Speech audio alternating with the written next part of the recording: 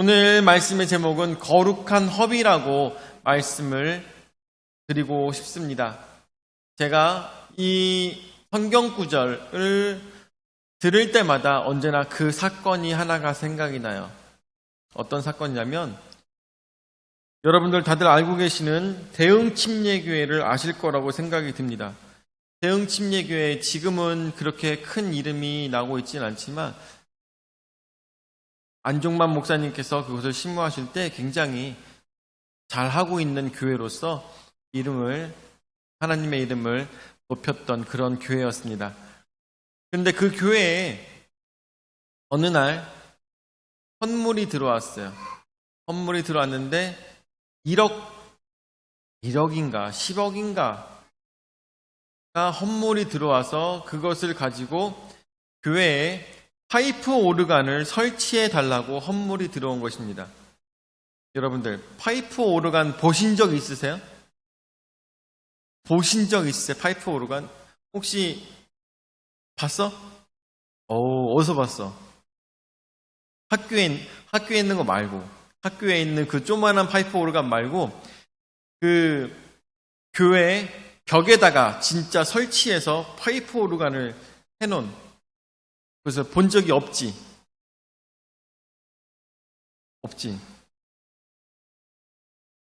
학교에 있는 파이프 오르간은 이렇게 돼 있는 거 아닌가? 그리고선 좀 강의실에 있다고? 그런데 그걸 본 적이 없네. 그러니까 아무나 침신대에도 파이프 오르간이 있거든요. 근데 그 장소에는 아무나 들어갈 수가 없어요. 그 파이프 오르간 자체가 너무나도 비싼 거라서 아무나 또 만질 수도 없는 그런 장치가 그 파이프 오르간인데, 그 교회에다가 파이프 오르간을 설치했습니다. 그리고 너무나도 멋진 연주를 하나님 앞에 올려드리게 되었습니다. 그런데 그때가 언제냐면은 약 2000년쯤이었어요.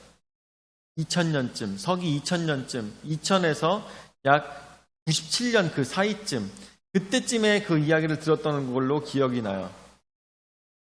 그래서 그 헌물을 해서 1억인지 10억인지 잘 기억이 안 나는데 1억이든 10억이든 간에 그 벽에다가 그렇게 설치할 것 같으면 그 당시에 2000년대 가격으로 약 한 10억쯤 했던 것 같아요. 그러니까 지금은 약 한 30억 정도 하지 않을까 이런 생각이 듭니다.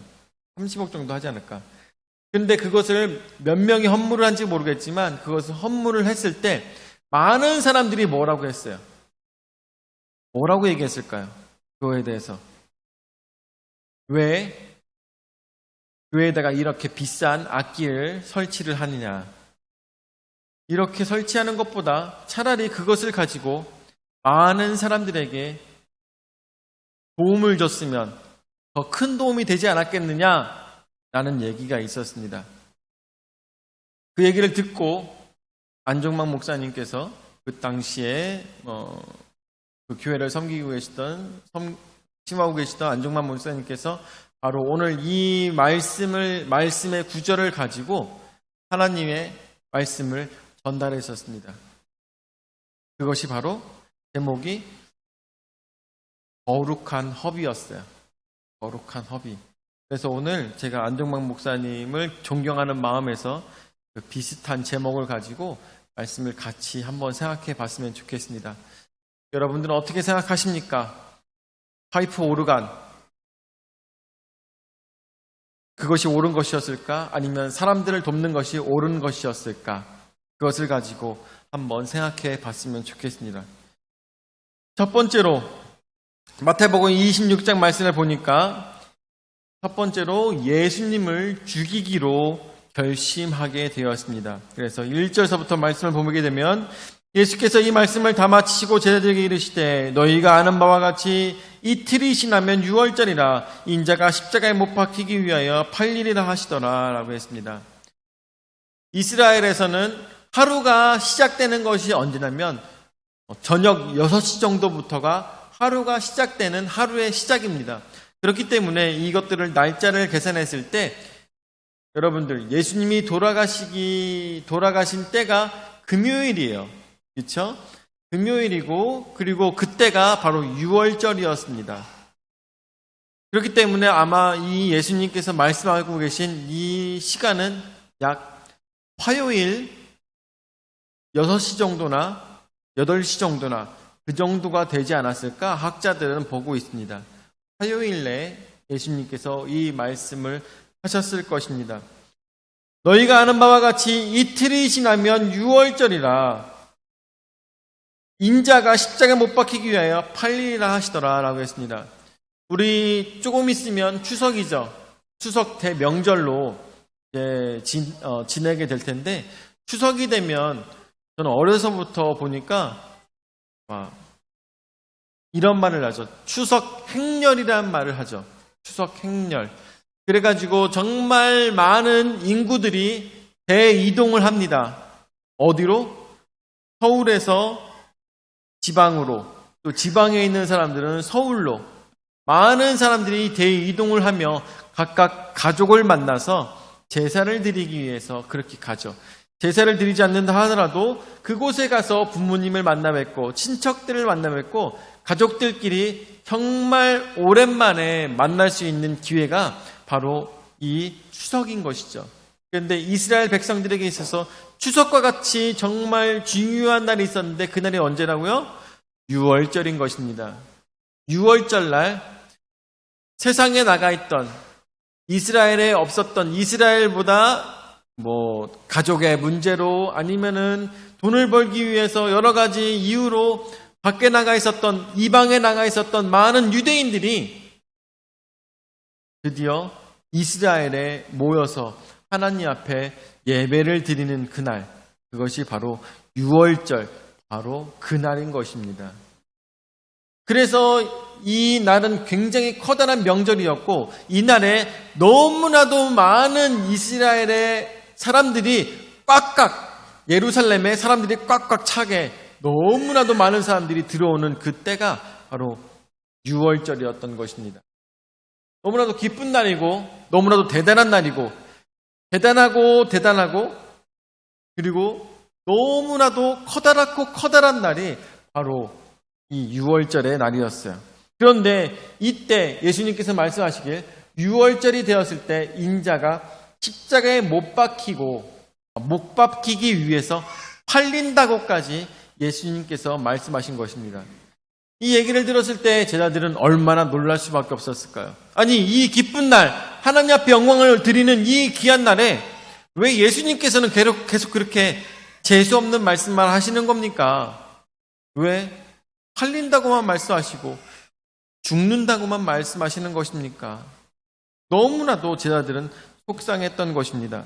자, 그러고 있는 가운데 3절에 보니까 그때 제사장들과 백성의 장로들이 가야바라 하는 대제사장과 관정에 모여 예수를 흉계로 잡아 죽이려고 의논하되 말하기를 밀란이 날까 하노니 명절에는 하지 말자 하더라 라고 하고 있습니다. 이전에는 우리가 죽여야 되겠다. 저 사람 때문에 밀란이 날지 모르니까 우리가 죽여야 되겠다라고까지 제사장들이 얘기했던 것입니다. 여러분들 아시려나 모르겠지만 원래는 제사장은 종신적인 역입니다. 그렇기 때문에 죽을 때까지 제사장을 해야 돼요. 그런데 밀란이 한 번씩 날 때마다 제사장이 바뀌었어요. 왜냐하면 로마는 제사장이 역할을 잘 감당해서 그 나라에 이스라엘에 밀란이 없고 사람들이 폭동이 없기를 원했거든요. 우리도 어때요? 우리나라도 3.1운동을 했었죠. 3.1운동. 이 3.1운동이 갖는 의의가 무엇입니까? 우리는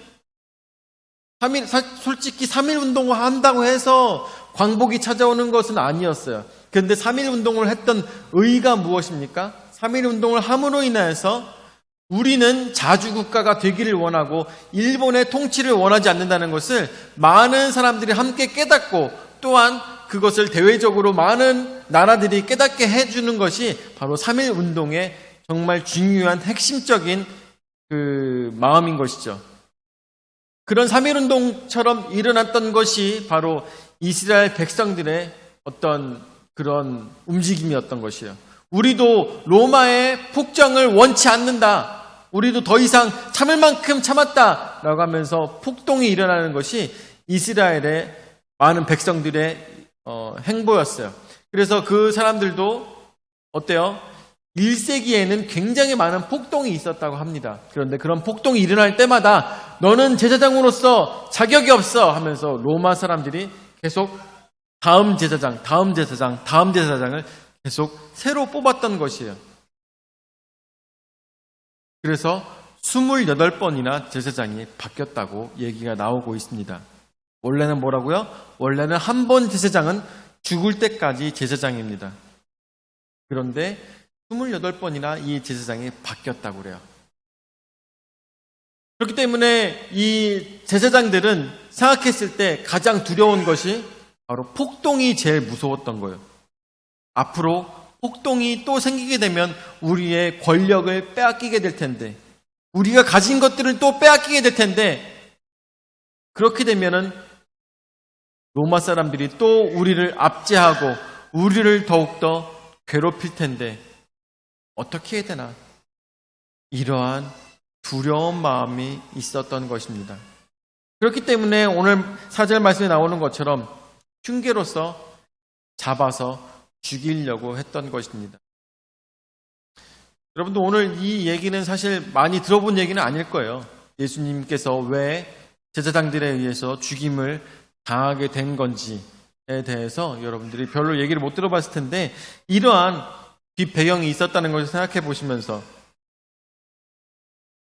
그렇기 때문에 제사장들은 예수님을 무엇 때문에 죽이려고 했습니까? 자신들의 안위를 위해서 죽이려고 한 것입니다. 자, 예수님을 죽이기로 모의한 이 날, 이들은 죽이려고 마음을 먹었지만 폭동이 일어날 수 있기 때문에 6월절에는 하지 말자고 얘기할 것이에요. 6월절에는 만약에 예수님을 선지자로 믿는 많은 사람들이 있으니까 그 사람들이 만약에 이 소식을 알게 되면, 예수님을 죽였다는 소식을 알게 되면 폭동이 일어날 수 있으니까 예수님을 그때는 죽이지 말자라고 얘기했던 것입니다. 그렇지만 예수님께서는 이미 말씀하신 것입니다. 예수님의 하나님의 말씀이 실현되기 위해서 6월절에 어린 양이 되시기 위해서 바로 그 6월절, 다가오는 그 6월절에 33살이 되시는 그 6월절에 어린 양의 피를 사람들에게 바르시기 위해서 이날을 주님께서 예언하신 것입니다. 그래서 인자가 십자가에 못 박히기 위해서 8일이라고 예수님께서 말씀하셨던 것입니다. 자, 그러고 있는 가운데 두 번째로 향유 옥합을 붓는 사건이 일어나게 됩니다. 자, 6절 말씀에 보니까 예수께서 베다니 나병 환자 시몬의 집에 계실 때라고 하고 있습니다. 나병 환자 시몬이라는 사람은 너무나도 흔한 사람이었어요. 그 당시에 시몬이라는 이름이 너무나도 흔한 사람이었는데 그 중에서 나병 환자였습니다. 그 사람이 정말 한센병을 앓고 있었는지, 정말 이렇게 코가 떨어지고 눈이 떨어지고 이런 병에 걸렸는지 정확하지는 않아요. 왜냐하면 이 당시에 나병이라고 하는 것은 모든 피부병을 다 일컬어서 나병이라고 일컬었기 때문에 정확하게 나병이라고 얘기할 수는 없을 수도 있습니다. 어쨌든 간에 예수님께서 이 베다니에 있는 나병 환자 시몬의 집에 가셨다는 것은 무엇을 생각해 볼 수가 있느냐? 시몬이 예수님의 손길을 통하여서 그 나병이 나았을 것이다라는 것을 예상해 볼 수가 있는 것이죠. 나병이 나았고, 그리고 감사해서 그 시몬이 축제를 아니면은 감사한 마음을 가지고 예수님을 초청해서 식사 대접을 하고 있었을 거라고 감히 예상해 볼 수가 있겠습니다. 그래서 이 베다니에 있는 나병 환자 시몬의 집에 그곳에서 잔치를 배설하고 있을 때 7절 말씀에 한 여자가 매우 귀한 향유 한 옥합을 가지고 나와서 식사하시는 예수의 머리에 부으니 제자들이 보고 분개하여 이르되 무슨 의도로 이것을 허비하느냐 이것을 비싼 값에 팔아 가난한 자들에게 줄 수 있겠도다 하거늘 이라고 이야기하고 있습니다. 한 여자가 매우 귀한 향유 한 옥합을 가지고 와서 그것을 예수님 머리에 부었다고 이야기하고 있습니다. 이후에 나오는 말씀이지만 이 말씀은 복음서 마태, 마가, 누가, 요한복음에 다 같이 나오고 있는 내용입니다. 다 같이 있는 내용이에요. 내용은 조금씩 다릅니다. 머리에 부었는지 발에 부었는지 이런 것들은 조금씩 다르지만 이 모든 성경책에서 이 네 가지의 성경책에서 다 같이 이 사건에 대해서 얘기하고 있습니다. 그런데 마태복음에 나오고 있는 이 내용은 예수의 머리에 부었다고 하였습니다. 이 향유 옥합에 나오고 있는 이 향유는 그 당시에 약 300데나리온 정도 하고 있는 그런 것이었는데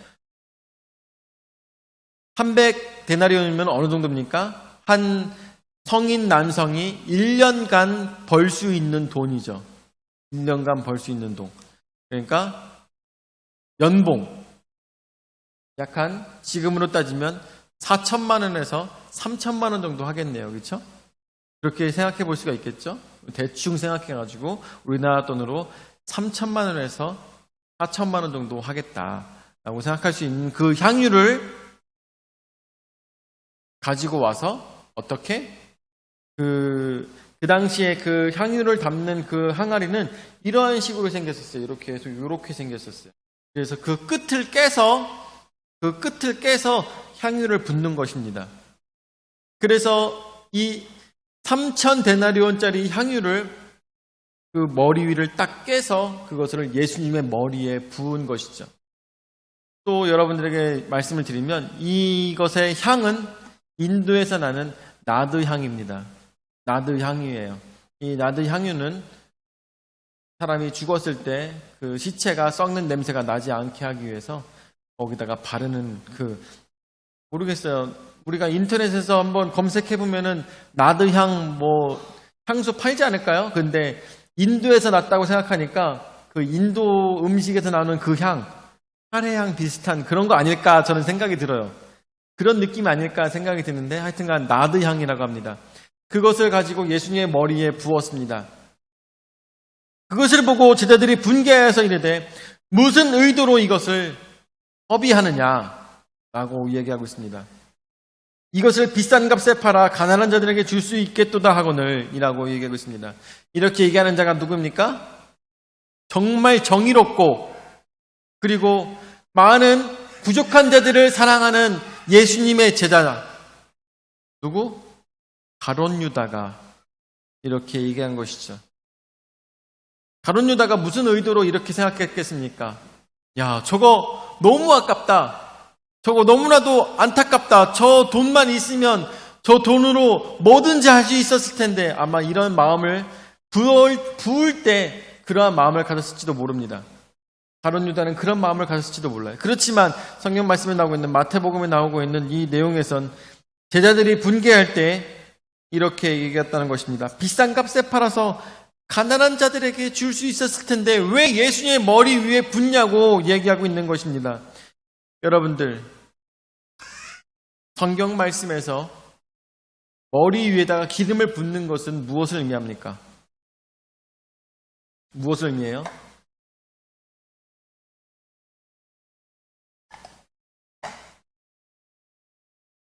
머리 위에다 기름을 붓는 것은 제사장이나 왕이나 선지자를 택할 때 머리 위에다 기름을 붓는 것이죠.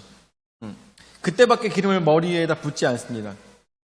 그런데 이 향유가 그 예수님의 머리 위에 부어진다는 것을 생각했을 때 그 여자는 무엇을 알고 그 행동을 했을까요?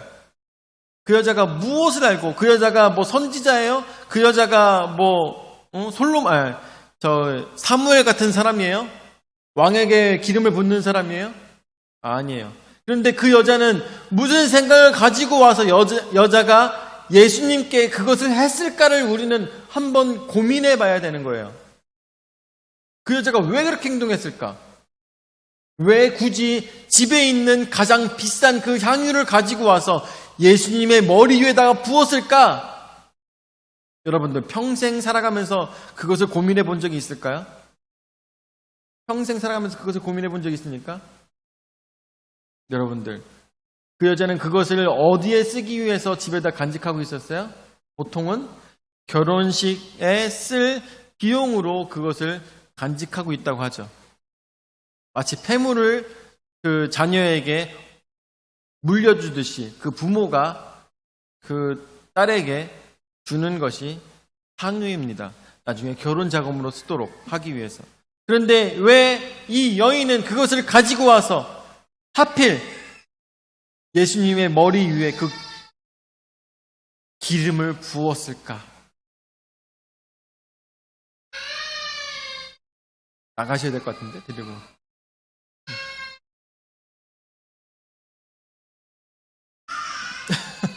오늘 많이 힘들구만.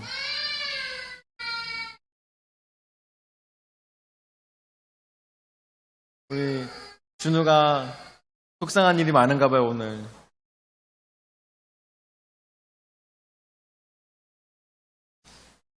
왜 향유를 하필 그때 머리 위에다가 부었을까? 상상해 보신 적 있습니까? 그 여자는 무슨 생각이었을까? 저는 이런 생각이 들 것 같아요. 내 머리 위에다가 기름을 붓는다고? 여러분들 갑자기 밥 먹다가 갑자기 머리 위에 기름 부으면 어떤 느낌이 들 것 같아요?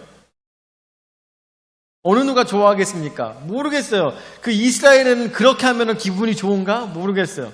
어쨌든 간에 왜 그 여자는 굳이 그곳에 와서 눈물을 흘리며 그 향유를 예수님의 머리 위에다가 부었을까? 이유가 무엇이겠습니까? 예수님께서 해주신 모든 일들에 감사하였다면 그렇게 행동했을까요? 예수님이 너무 멋있어서? 예수님이 그곳에 계신 것이 너무나도 감격스러워서 가지고 와서 그 향유를 부었을까요? 어떠한 것으로도 그 여인의 행동에 대해서는 이해할 수가 없습니다. 우리도 이해할 수 없었지만 그 제자들조차도 이해할 수가 없는 행동이었어요.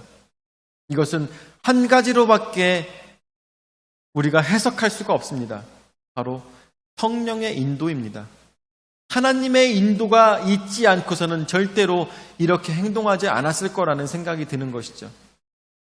하나님께서 시키신 것입니다. 하나님께서 그렇게 그 여인을 믿으신 것입니다. 그렇게 해서 무엇을 하기 위해서? 그 여인의 믿음을 통하여서, 그 여인의 그 거룩한 허비를 통하여서 예수님께서 바로 이스라엘의 왕이신 것을, 이스라엘의 선지자이시고 이스라엘의 제사장이신 것을 많은 사람들로 하여금 깨달아 알게 하기 위한 하나님의 인도였을 거라는 저는 생각을 하게 되는 것입니다. 여러분들은 어떻게 생각하십니까? 절대로 그 여인은 혼자의 생각으로 그렇게 행동하지 않았을 것입니다. 그렇게 행동하지 못했을 것입니다. 어느 누가 그렇게 행동할 수가 있겠습니까? 하나님의 인도가 없이는 그 여인은 그 향유 옥합을 붓지 않았을 것입니다. 자, 그래서 세 번째, 죽음을 예비하시고 계십니다. 10절 말씀에 예수께서 하시고 그들에게 이르시되 너희가 어찌하여 이 여자를 괴롭게 하느냐? 그가 내게 좋은 일을 하였느니라. 가난한 자들은 항상 너희와 함께 있거니와 나는 항상 함께 있지 아니하리라. 이 여자가 내 몸에 이 향유를 부은 것은 내 장례를 위하여 함이니라. 내가 진실로 너희에게 이르노니 온천에 어디서든지 이 복음이 전파되는 곳에서는 이 여자가 행한 일도 말하여 그를 기억하리라 하시니라. 아멘. 그렇습니다. 예수님께서 이것을 아셨다고 했습니다. 무엇을 아십니까? 제자들의 심중을 아신 것이죠. 제자들이 꾸짖는 그 심중을 아시고 예수님께서 말씀하고 계십니다. 왜 이 여자를 괴롭게 하느냐? 그가 내게 좋은 일을 하였느니라. 무슨 좋은 일을 하였습니까? 예수님의 장사를, 예수님께서 장례를 돌아가실 것을 이 여인이 예비하였다고 예수님께서는 말씀하고 계시는 것입니다. 사람이 죽게 되면 발에다가 기름을 붓습니다. 그런데 오늘 마태복음에 나오고 있는 것은 머리에 붓는다고 하고 있는데 정확하게 어떠한 것이 진짜인지는 알 수가 없어요. 왜냐하면 사람들의 기억은 정확할 수가 없기 때문이에요. 왜냐하면 예수님께서 돌아가시고 난 다음에 약 한 30년이나 20년 후에 복음서들을 쓰기 시작한 것이기 때문에 그때 그랬지 아마 하면서 쓴 거예요. 무슨 얘기인지 아시겠어요? 그렇기 때문에 기억은 정확하지 않습니다. 아마 우리 김옥자 집사님과 그리고 이순자 집사님께서 30년 전에 길에서 넘어지셨던 그런 기억들, 그런 것 두 분이 말씀하시는 것만 해도 다를 수 있어요. 내용이. 아니 이 사람아 그가 그때 그렇게 했잖아. 아니요 하면서 얘기를 다르게 하실 수가 있어요. 그런 것처럼 복음서도 4가지 복음서가 다 내용이 똑같은 사건인데도 불구하고 내용이 다릅니다. 근데 그것이 더 진짜이기 때문에 그렇게 되는 거예요, 여러분들. 무슨 얘기인지 아시겠어요? 똑같이 서로 말을 맞췄으면 내용이 다 똑같습니다. 그런데 그렇지 않아요. 왜 그렇지 않으냐? 서로 기억나는 대로 썼기 때문인 것이에요. 그것을 기억하시면서 여기서 나오고 있는 예수님의 장례를 예비를 하며 기름을 부은 것에 대해서 얘기하고 있는 것입니다. 그런데 예수님께서 하시는 말씀들이 너무나도 중요한 것이죠. 11절 말씀에 얘기하기를 가난한 자들은 항상 너희와 함께 있거니와 나는 항상 함께 있지 아니하리라 라고 얘기하고 있습니다. 이 얘기는 무슨 얘기일까요? 무슨 얘기일까? 예수님께서 계시는 동안에는 이렇게 거룩한 허비를 하는 것이 옳다, 좋다라고 하고 있지만 그것을 거꾸로 생각하면 무엇일까요? 예수님이 계시지 않는 동안에는 가난한 자를 돌보라고 예수님께서 말씀하시는 것입니다. 그렇죠? 그렇습니다. 우리가 행해야 될 길은 무엇입니까? 우리는 지금 당장 나의 향유 옥합을 깨서 예수님께 머리에 부어드릴 수 없습니다. 예수님께 그 육체를 만지며 우리가 눈물을 흘리며 그 발을 닦아드릴 수 없습니다. 그 머리 위에다가 나의 모든 것들을 부어드릴 수 없습니다. 그렇지만 이제는 우리가 어떻게 할 수 있겠습니까? 예수님께서 지금 안 계시고 성령으로 우리와 함께 하시기 때문에 우리가 마지막 그 가는 순간까지 우리는 가난한 자를 돌보며 가난한 자들을 안아줄 수 있는 그런 신앙인의 모습이 바로 예수님께서 바라시는 제자들의 모습인 것을 우리는 이 짧은 구절 속에서도 깨달아 알 수가 있는 것입니다.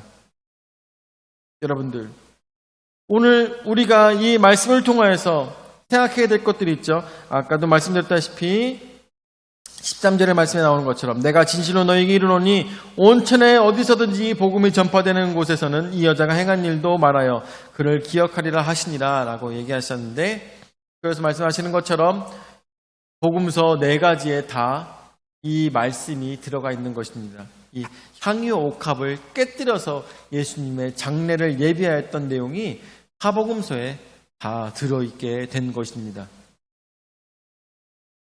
이 여인의 거룩한 허비, 그러므로 인하여서 예수님의 장례를 준비하였고 자신의 믿음을 보였으며 또한 하나님의 인도함을 따랐던 이 여인의 그 행보가 어떻게 복음이 전달되는 모든 자리에 그 여인의 행보가 쓰여지게 된 것입니다. 여러분의 행보는, 바로 나의 행보는 어디에 적히게 되겠습니까? 우리의 행보는 하나님의 마음에 적히기를 예수 그리스도로 축원을 드립니다. 그렇습니다. 우리는 이제 더 이상 성경을 쓰는 사람이 없죠. 성경을 쓰는 사람이 있다면 그때 풍성한 침례교회가 어떻게 했었대 하면서 여러 가지를 쓰겠지만 더 이상 그런 것은 쓰지 않습니다. 성경은 더 이상 쓰여지지 않아요. 그렇기 때문에 이 여인의 행보는 많은 사람들에게 더욱더 많이 읽히게 된 것이죠. 우리의 행보는 어디에 적혀야 되겠습니까? 바로 하나님의 마음에 적혀서 우리의 행보가 천국에 갔을 때 딱 하나님께서 예수님께서 우리를 심판하실 때 우리의 행보를 비디오로 딱 보여주시는데 그곳에 우리의 행보가 적혀 있고 그곳에 우리의 행보가 바로 비디오처럼 나타나게 될 때 그때 우리의 행보가 나타나게 될 것입니다. 그 여인이 그렇게 자신의 모든 것들을 깨뜨려 예수님께 헌신하였던 것처럼 우리도 우리의 모든 것들을 깨뜨려 우리도 예수님께 헌신할 수가 있는 것입니다. 이 헌신은 어떻게? 우리의 가난한 자들을 돌아보며 없는 자들과 병든 자들을 돌아보며 저들을 안아주는 것이 바로 하나님께서 기억하신 행복인 것을 우리는 기억해야 될 것입니다. 오늘 말씀을 마무리 짓도록 하겠습니다. 세 가지 대지를 보여주시면서 봤을 때 예수님을 이제는 제사장들이 죽이기로 결심을 하였습니다. 이 엄청나게 무서운 사람의 마음이 시작된 이 시기에 예수님께서 무엇을 하고 계십니까? 장례를 준비하고 계시는 것입니다. 그것을 위해서 하나님께서 또한 준비하신 것은 무엇입니까? 하나님께서 준비하신 것은 이 향유 옥합을 깨뜨리는 이 여인을 통하여서 예수님의 장례를 준비하신 하나님의 도우심을 우리가 생각해 볼 수가 있겠습니다. 그리고 세 번째로 우리도 어떻게 해야 되겠습니까? 우리의 향유 옥합을 깨뜨려서 예수님의 머리에 붙듯이 가난한 자들과 병든 자들과 없는 자들을 돌보고 안을 수 있는 우리의 신앙의 올바른 모습이 있어야 되겠습니다. 그것이 진정 하나님께서 바라시고 예수님께서 바라시는 올바른 신앙인의 모습이 아니겠습니까? 오늘도 나 자신을 돌아보며 내가 어떻게 신앙생활해야 될까? 내가 진짜 예수님께서 계셨던 그 당시에 향유옥합을 깼던 그 여인과 같은 행동은 무엇일까? 고민해 보시면서 오늘 나는 하나님 안에서 어떻게 살아야 될까를 깨달아 하시는 풍성한 침략의 모든 성도님이 되시기를 예수 이름으로 축원을 드립니다. 아멘. 사랑의 주님 은혜와 사랑을 감사를 드립니다. 오늘도 저에게 귀한 은혜 말씀 허락하여 주셔서 말씀으로 깨달을 수 있도록 인도하여 주심을 감사를 드립니다. 향유옥합을 깨뜨렸던 그 여인의 그 마음을 닮아 우리도 우리의 향유옥합을 깨뜨려 가난한 자들과 병든 자들을 돌보기 원합니다. 주여, 마음이 연약한 자들, 마음이 상한 자들을 그들을 험담하고 그들을 더 괴롭히는 것이 아니라 그들을 안아주며 그들에게 깨워주며 그들에게 복음을 전달할 수 있는 아름다운 행보가 우리에게 있을 수 있도록 인도하여 주시옵소서. 오로지 주 예수 그리스도의 사랑을 닮아 오늘도 그렇게 행동하는 우리의 신앙이 될 수 있도록 주의 역사하여 주시옵소서. 감사를 드리며 사랑이 많으신 예수님의 이름으로 기도드립니다. 아멘.